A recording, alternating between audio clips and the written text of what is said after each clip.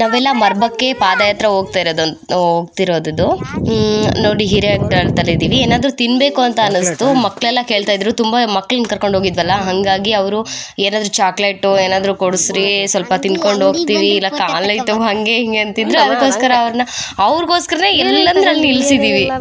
ಮತ್ತು ನೀರಿನ ಬಾಟ್ಲ್ ನೀರು ತೊಗೊಂಡು ಹೋಗಿರಲಿಲ್ಲ, ಯಾಕಂದರೆ ಭಾರ ಆಗುತ್ತೆ ಅಂತ.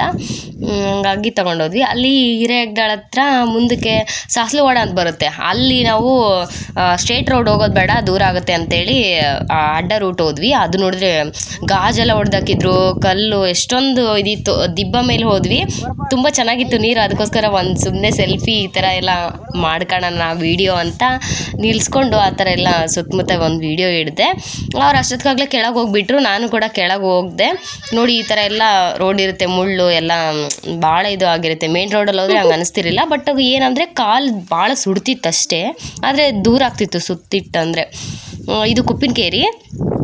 ನಾವು ಆಮೇಲೆ ಕುಪ್ಪಿನಕೆರೆಗೆ ಬಂದ್ವಿ. ಏನಂದರೆ ಸಾಸ್ಲುವಾಡ ರೋಡು, ಅಲ್ಲಿ ಸಾಸ್ಲುವಾಡ ರೋಡು ಒಳಗೆಯಿಂದ ಬಂದರೆ ಕುಪ್ಪಿನಕೇರಿ ರೀಚ್ ಆಗ್ತೀವಿ ನಾವು. ಇಲ್ಲಿಂದ ಸೀದಾ ಇದಕ್ಕೆ ರೀಚ್ ಆಗ್ತೀವಿ, ಅಂದರೆ ಕೂಡ್ಲಿಗೆ ರೀಚ್ ಆಗುತ್ತೀವಿ. ಹಂಗಾಗಿ ನಾವು ಬಂದ್ವಿ. ಯಾರಾದರೂ ಆಗಲಿ ನಮ್ಮದ್ರಲ್ಲಿ ಇದೇ ಥರ ಇರೋದು, ತೇರು ನೋಡ್ಬೇಕಂದ್ರೆ ನಡ್ಕೊಂಡು ಹೋಗ್ಬೇಕು. ಆಮೇಲೆ ಮತ್ತು ಹುಡ್ರು ಕುಪ್ಪಿನಕೇರಿಗೆ ಬಂದಮೇಲೆ ಅದು ಖಾಲಿ ಮಾಡ್ಕೊಂಡ್ಬಿಟ್ಟು ಚಾಕ್ಲೇಟ್ ಎಲ್ಲ ಮತ್ತು ಬೇಕು ಅಂತಿದ್ರು. ಅದಕ್ಕೆ ಮತ್ತೆ ನಾವು ಚಾಕ್ಲೇಟು ಕುರ್ಕುರಿ, ನಿನ್ಗೇನು ಬೇಕು ಏನು ಬೇಕು ಅಂತ, ಬರ್ರಿ ಅದು ಬೇಕು ಇದು ಬೇಕು, ಇವ್ನಿಗೆ ಬೇಕಾಗಿದ್ದು ನನಗೆ ಬೇಕಂತ ಹೊಡೆದಾಡ್ತಿದ್ರು. ಮತ್ತು ಸ್ಟಾರ್ಟ್ ಮಾಡಿದ್ವಿ. ಇದು ಕೂಡ್ಲಿಗಿರಿ ರೋಡ್. ಇದು 1:30 ಅನ್ನೋಷ್ಟರಲ್ಲಿ ನಾವು ಕೂಡ್ಲಿಗಿಗೆ ಬಂದ್ವಿ. ಯಾಕಂದರೆ ನಾವು ಬಿಡೋದೇ 11:30 ಆಗಿತ್ತು ನಾವು ಬಿಡೋದು. ನಾವೆಲ್ಲ ಮತ್ತು ಗಳಂಗನ ಇಡಿಸಿ ಐನರಿಗೆಲ್ಲ ಆಮೇಲೆ ನಾವು ಬಿಡೋದು. ಆ ಥರ 3 ಗಂಟೆಗೆ ಎದ್ದೆಲ್ಲ ಅಡುಗೆ ಮಾಡಿ ಎಲ್ಲರಿಗೂ ನೀಡಿಸಿ ಆಮೇಲೆ ಬರ್ತೀವಿ ದೇವರಿಗೆ.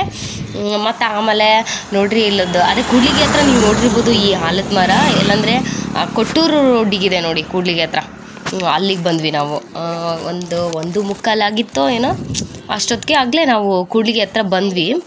ಆಮೇಲೆ ಅಲ್ಲಿ ಕೂಡ ಏನಾದರೂ ನಮ್ಮ ಮಾಮರು ತಡ್ರಿ ಸ್ವಲ್ಪ ಜೀರಾ ಸೋಡಾ ತೊಗೊಂಡು ಬರ್ತೀನಿ ಕುಡೀರಿ ಅಂತಂದೇಳಿ ಅಂದರು. ಸ್ವಲ್ಪ ಆಯಾಸ ಆಗಿರ್ತೈತಲ್ಲ, ಸರಿ ಹೋಗ್ತತಿ ಅಂತ. ಯಾಕಂದ್ರೆ ನಾವು ನೀರು ಇಟ್ಕೊಂಡು ಬಂದಿರಲಿಲ್ಲಲ್ಲ, ಅಲ್ಲೆಲ್ಲ ತೊಗೊಂಡು ಹಂಗೆ ಕುಡ್ದು ಅಲ್ಲೇ ಹೊಸ್ಬಿಡ್ತಿದ್ವಿ. ಹಂಗಾಗಿ ಜೀರಾ ಸೋಡಾ ತೊಗೊಂಡು ಕುಡಿದ್ವಿ, ಎಲ್ಲರಿಗೂ ಕೊಡಿಸಿದ್ರು. ಕುಡ್ಕೊಂಡು ಮುಂದಕ್ಕೆ ಹೋದ್ವಿ.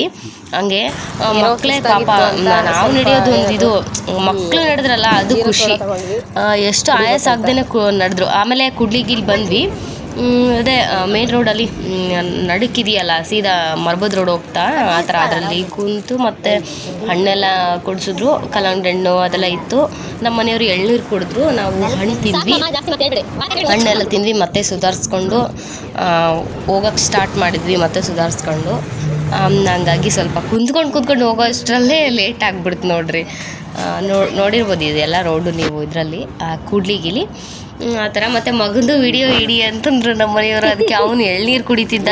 ನನ್ನ ಗಂಡೇನು ಬೇಡ ಎಳ್ನೀರು ಬೇಕು ಅಂತ ಅವ್ರ ಅಪ್ಪಾಜಿ ಹೇಳಿದ್ಕೆ ನನಗೂ ಎಳ್ನೀರು ಬೇಕು ಅಂತಂದ. ಅದಕ್ಕೆ ಅವನು ಕೂಡ ನಾವು ಎಳ್ನೀರು ಕೊಟ್ಟು, ಹಂಗಾಗಿ ಅವನು ಕೂಡ ಎಳ್ನೀರು ಕುಡಿದು ಮತ್ತೆ ಸ್ಟಾರ್ಟ್ ಮಾಡಿದ್ವಿ. ಹೋಗೋಣ ಬರ್ರಿ, ಮತ್ತೆ ಲೇಟ್ ಆಗುತ್ತೆ ಕುಂತ್ಕೊಂಡಂಗೆಲೆ ಅಂತಂದೇಳಿ ಹೋದ್ವಿ. ಅವ್ರು ಹೋಗ್ತಿದ್ರಲ್ಲ ಅವ್ರ ಅಕ್ಕ. ಮತ್ತು ನೋಡ್ರಿ ಇದು ಹೋಗ್ತಾ ಹಾಗೆ ವಿಡಿಯೋ ಮಾಡ್ಕೊಂಡಿರೋದು ಅದೇ ಮರ್ಬದ್ ರೋಡ್ ರೀ ಇದು. ಇನ್ನೇನು ಮರ್ಬ ಬಂತು, ಇಷ್ಟೊತ್ತು ನಡೆದ್ರು ಅದಲ್ಲ, ಇವಾಗ ಮರ್ಬ ಬರುತ್ತಲ್ಲ ಇವಾಗ ನೋಡ್ರಿ ಭಾಳ ಇದು. ಏನಂದರೆ ಅಲ್ಲಿ ಒಂದು ತಿನ್ನಕ್ಕಿರಲ್ಲ, ಒಂದು ಕುಡಿಯೋಕ್ಕೆ ಯಾರು ಏನು ಕೊಡಲ್ಲ ರೀ. ನೀರು ಕೊಟ್ಟೂರಲ್ಲಾದರೆ ಎಲ್ಲ ಥರ ಪ್ರಸಾದ ಎಲ್ಲ ಇರುತ್ತೆ, ಇಲ್ಲಿ ಏನೂ ಇರಲ್ಲ. ಈ ವರ್ಷ ನೋಡ್ರಿ ಇಷ್ಟೇ ಮಾಡಿದ್ದಾರೆ, ಬರೀ ಹಣ್ಣು ಕೊಡ್ತಿದ್ರು. ಯಾಕೋ ನಮ್ಮ ಪುಣ್ಯಕ್ಕೆ ಸ್ವಲ್ಪ ಹಣ್ಣು ಕೊಟ್ಟರು. ಒಂದು ಫ್ರೂಟ್ ತೊಗೊಂಡು ಹೋದ್ವಿ, ಬಾಳೆಹಣ್ಣು ಕೊಟ್ಟರು ತೊಗೊಂಡು ಹೋದ್ವಿ. ನೋಡ್ರಿ ಈ ಥರ ಎಲ್ಲ ಮತ್ತೆ ನಡ್ಕೊಂಡು ಹೋದ್ವಿ. ಇಷ್ಟೊತ್ತಕ ನಡೆದಿದ್ದಲ್ಲ ಇವಾಗ ನಡೆಯೋದು ನೋಡ್ರಿ. ಅಲ್ಲಿ ಮರ್ಬ ಕಾಣಿಸ್ತಿದೆ ಅಂದಮೇಲೆ ನಮಗೆ ಕಾಲು ನೋವು ಸ್ಟಾರ್ಟ್ ಆಗ್ತಿರುತ್ತೆ. ಇಷ್ಟೊತ್ತು ನಡೆದಿರೋದು ಏನು ಅನಿಸಲ್ಲ ಅಷ್ಟೊಂದು. ಆಮೇಲೆ ಅಲ್ಲಿ ಬರ್ತಾ ಇರುತ್ತಲ್ಲ ಆವಾಗ ಕಾಲು ನೋವು ಸ್ಟಾರ್ಟ್ ಆಗ್ತದೆ ನಮಗೆ. ಯಾವಾಗ ಮುಡ್ತೀವೋ ಅನಿಸ್ಬಿಡ್ತೀವಿ. ಪಾಪ ನಮ್ಮ ಮನೆಯವರು ಕೂಡ ಕಾಲು ಭಾಳ ನೋವಾಗ್ತಿತ್ತು. ನಿಂತು ಬಂದರು ಅವರು ಕೂಡ. ನೋಡ್ರಿ ಅಲ್ಲೆಲ್ಲ ಈಗ ಮರ್ಬ ರೀಚ್ ಆದ್ವಿ.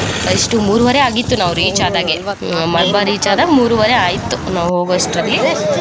ಇನ್ನೇನು ತೇರು ಸ್ಟಾರ್ಟ್ ಆಗ್ತಿತ್ತು. ಮಕ್ಕಳೆಲ್ಲ ಮತ್ತು ಹೊಟ್ಟೆ ಶುರು ಆಗೈತೆ ನನಗೆ ಅಂತಂದರೆ, ಯಾಕಂದ್ರೆ ಮಧ್ಯಾಹ್ನ ಊಟ ಮಾಡಿರಲಿಲ್ವಲ್ಲ ನಾವು. ಬೆಳಿಗ್ಗೆನೇ ಅವ್ರು ಗಳಂಗನ ಇಡಿಸಿ 10 ಗಂಟೆಗೆ ಸ್ವಲ್ಪ ಹುಗ್ಗಿ ಅನ್ನ ಸಾರು ಊಟ ಮಾಡ್ಕೊಂಡು ಬಂದಿರ್ತೀವಿ.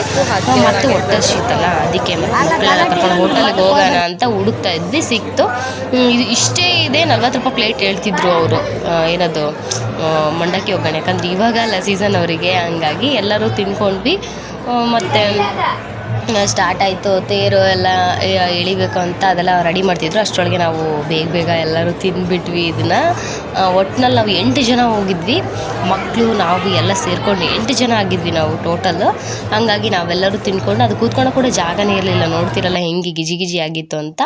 ಆಮೇಲೆ ನಮ್ಮದು ತೇರು ಎಳೆಯೋಕ್ಕೆ ಸ್ಟಾರ್ಟ್ ಆಯಿತು. ನಾನು ಅದಕ್ಕೆ ಹೆಂಗೋ ರೀಚ್ ಆದವಲ್ಲ ಅಂತ 5:15 ಆಯಿತು, 5:15 ತೇರು ಎಳೆಯೋಕ್ಕೆ ಸ್ಟಾರ್ಟ್ ಮಾಡಿದ್ರು. ಅದಕ್ಕೆ ನಾವು ಅದೆಲ್ಲ ನೋಡಿಕೊಂಡು ನಿಂತ್ಕೊಂಡ್ವಿ. ಒಂದು ವೀಡಿಯೋ ಮಾಡ್ಕೊಳ್ಳೋಣ ಅಂತ ನಾನು ಈ ಥರ ಇದನ್ನು ನನ್ನ ಇನ್ಸ್ಟಾಗ್ರಾಮಿಗೆ ಹಾಕಿದ್ದೀನಿ. ಬೇರೆ ಶಿವನೇ ನಿನ್ನ ಆಟ ಬಲ್ಲವನು ಯಾರ್ಯಾರು ಅಂತ, ಅದು ಒಂದು ಇವಾಗ ಟ್ರೆಂಡಿಂಗ್ ಇತ್ತಲ್ಲ, ಅದಕ್ಕೋಸ್ಕರ ಅದನ್ನೇ ಹಾಕಿದೆ ನಾನೀಗ. ಅದರಲ್ಲಿ ಈ ಥರ ತೇರೆಲ್ಲ ತಕ್ಕೊಂಡಿದ್ದೀನಿ. ಇದು ಅಡ್ಡಪಲ್ಲಕ್ಕಿ ಫಸ್ಟೇ ಹೋಗ್ತಿತ್ತು. ಆ ವಿಡಿಯೋ ನಾನು ಇಲ್ಲಿ ಹಾಕ್ಬಿಟ್ಟೆ ಹೋಗಿ. ಫಸ್ಟ್ ಇದಾದಮೇಲೆ ನಾನು ತೇರು ಎಳೆದಿದ್ದು. ನಾನು ಹೆಚ್ಚು ಕಮ್ಮಿ ಆಯ್ತದು ವೀಡಿಯೋ, ಎಲ್ಲೆಲ್ಲೋ ಬಂದುಬಿಡುತ್ತಲ್ಲ, ಅದಕ್ಕೆ ನೋಡಿ ಲಾಸ್ಟಲ್ಲಿ ಅದೇ ತೇರು ಬಂದಮೇಲೆ ನಾವು ವಾಪಸ್ ಬರೋದು. ತೇರು ಹೋದ ತಕ್ಷಣ ನಾವು ಹೋಗಲ್ಲ, ಅದಕ್ಕೆ ಅದು ಹೋಗಿ ಅಲ್ಲಿ ಪಾಲ್ಗಟ್ಟಿ ಮುಟ್ಟಿ ವಾಪಸ್ ಬಂದ ಮೇಲೆ ನಾವು ಆಮೇಲೆ ಬಸ್ ಹತ್ತೋದು. ಅಲ್ಲಿವರೆಗೂ ಏನಿಲ್ಲ. ಹಾಗಾಗಿ ಲಾಸ್ಟಲ್ಲಿ ಒಂದು ವೀಡಿಯೋ ಮಾಡ್ಕೊಂಡು ವಾಪಸ್ ಬರೋದು ಕೂಡ ಒಂದು ವೀಡಿಯೋ. Thank you.